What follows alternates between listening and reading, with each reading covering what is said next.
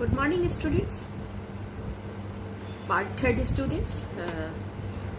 हम लोग history of psychology के उन संबंधी 8 क्लासेस मैंने अपलोड कर दिया है। ये लेक्चर सीरीज होगा उन पर, जो भी हिस्ट्री ऑफ साइकोलॉजी की जहाँ पर भी हम बात करेंगे वो लेक्चर सीरीज ही होगा, क्योंकि हिस्ट्री ऑफ साइकोलॉजी में हर एक छोटे पार्ट को पढ़ना बहुत जरूरी है, तभी अगला पार्ट जो है आपको समझ में आएगा। हम पिछले वीडियो में लास्ट जो क्लास हमने लिया या वीडियो जो हमने अपलोड किया उसमें हमने बात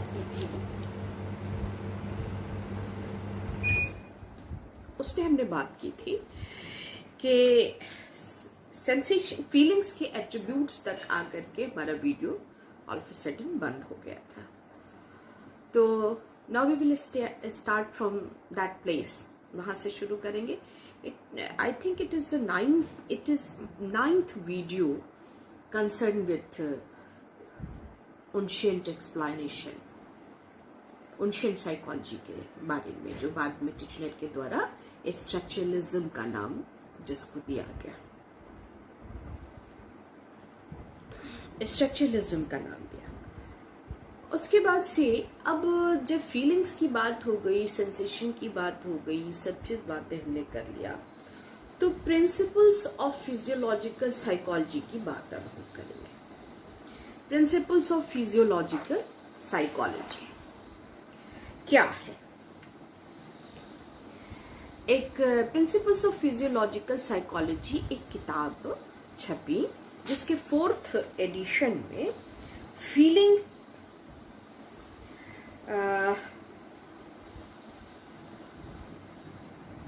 की ट्राई डायमेंशनल थ्योरी का प्रतिपादन किया गया। फीलिंग की ट्राई डायमेंशनल थ्योरी का प्रतिपादन किया गया,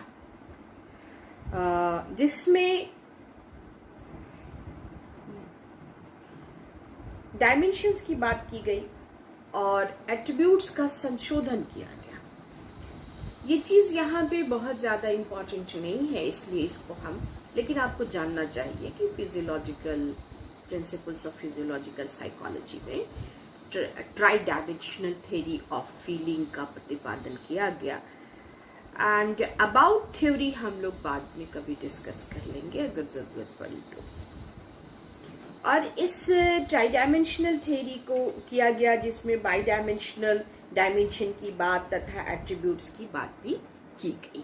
यहाँ तक इसको हम लोग सफिशिएंट मानते हैं और यहीं पे इसको छोड़ते हैं। अब हम इन चीजों पे चर्चा करेंगे जिसमें कि हमारा ये समझ में आए। Now in this video I want to talk now the characteristics of ancient psychology. Many times I mentioned in, बहुत बार हम इस चीज को मेंशन करते रहते हैं, क्योंकि कोई भी स्कूल यदि खड़ा हुआ है अपने पैरों पर तो उसकी एक खास विशेषता ये रही है कि जब किसी भी नए स्कूल का प्रतिपादन तभी हुआ जब एंशिएंट साइकोलॉजी के किसी एक व्यू पर हमारे मनोवैज्ञानिकों का विरोध उत्पन्न हुआ।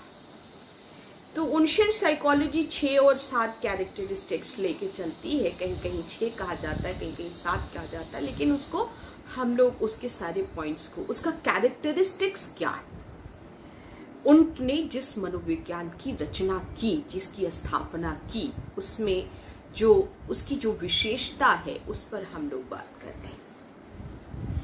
आप इसको ध्यान से सुने और मैं जो भी बातें आपसे बोलूं उसको कॉपी में नोट डाउन करें। ये मैं सजेशन हर वीडियो में देती हूँ, कितना आप कर रहे हैं ये आपकी जिम्मेदारी है।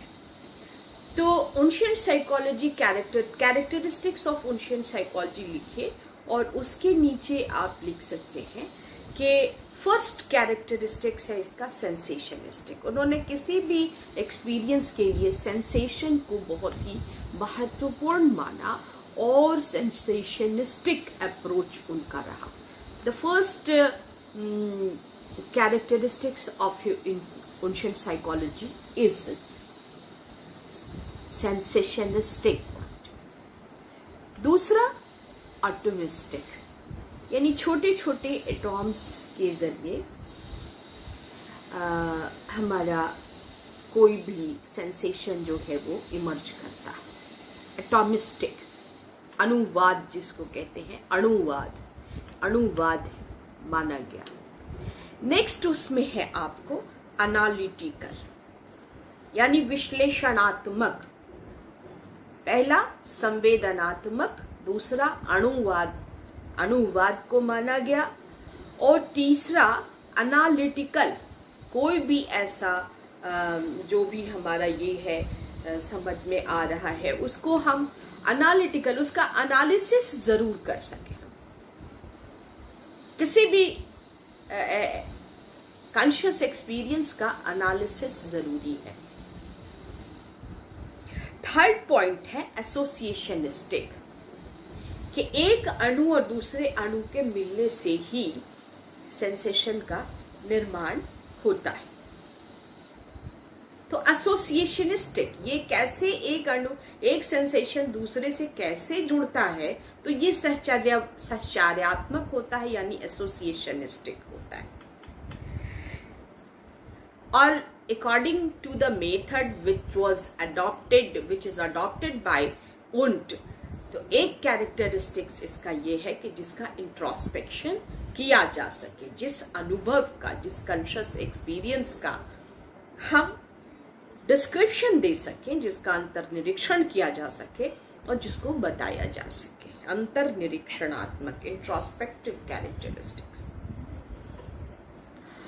And the last is experimental, जिस पर एक्सपेरिमेंट भी हो सके. ये 6 पॉइंट उन्होंने दिया.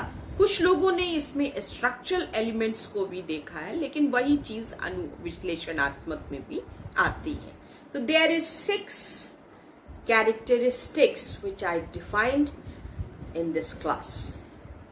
तो ये उंट के हैं, और उंट ने process and study and laws, processes and laws के बारे में जो कुछ सिद्धांतों को उन्होंने रखा वो था थियोरी ऑफ, इसमें हम लोग बाद में बात करेंगे. अभी 6 स्ट्रक्चरलिज्म के बारे में आपने बात सुना यहाँ पर. अच्छा, एक चीज देखिए, जब उन्ट पढ़ा रहे थे, जब साइकोलॉजी का ये कर रहे थे, तो उन्होंने ये चीज बड़े स्पष्ट रूप में कही थी कि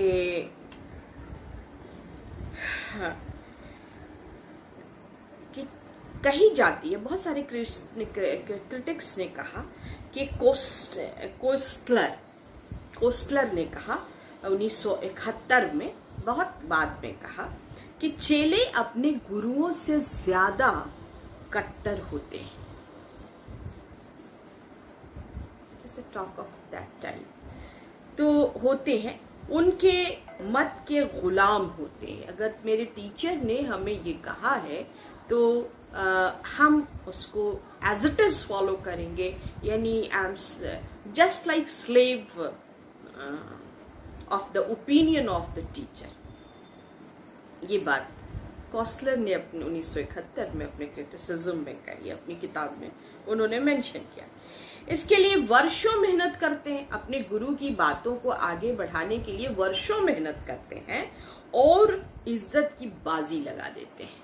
ये टीच स्टूडेंट का कैरेक्टरिस्टिक्स किसने बताया? कोस्टलर ने. तो यहाँ पे अब हम लोग schools of modern experimental psychology की बात करेंगे, क्योंकि हमने एंशिएंट साइकोलॉजी के बारे में बहुत हद तक बातें कर ली हैं. उसका कैरेक्टरिस्टिक्स हमने डिफाइन कर दिया. What definition is given by the Wundt for his modern experimental psychology, physiological psychology, and goals of psychology की बात कर लिया. एलिमेंट्स ऑफ कॉन्शियसनेस की बात हमने कर ली पिछले क्लासेस में. आप सभी क्लासेस लेक्चर सीरीज को एक साथ जब धीरे धीरे सुनेंगी तो आपको लगेगा कि मेथड्स ऑफ साइकोलॉजी की भी बात हमने कर ली है, और सिस्टम एज अ सिस्टम हमने एंशिएंट साइकोलॉजी की सारी बातें यहाँ पे कर लिया है, इमीडिएट एक्सपीरियंस की बात की और बहुत सारी बातें हमने की हैं।